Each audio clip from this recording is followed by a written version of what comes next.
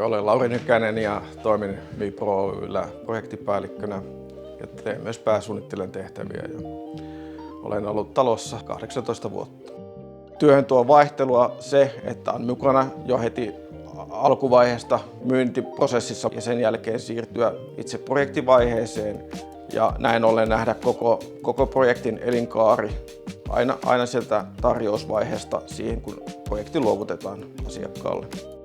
Olen aloittanut vuonna 2021 Lappeenrannassa opiskelut insinööristä diplomi-insinööriksi ja koulutusalani on sähkötekniikka ja olen pystynyt yhdistämään työn ja opiskelun hyvin, saanut vastapainoa opiskelusta työlle ja pystyn tuomaan työelämästäni kokemia käytännön asioita opiskeluun ja myös opiskelusta teoreettista taustaa työelämän ratkaisuihin.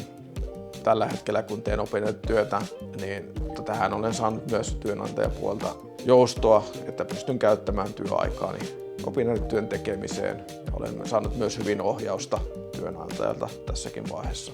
Hyvä tiimi koostuu mielestäni henkilöistä, jotka tuovat tiimin erilaisia näkökulmia ja osaamista.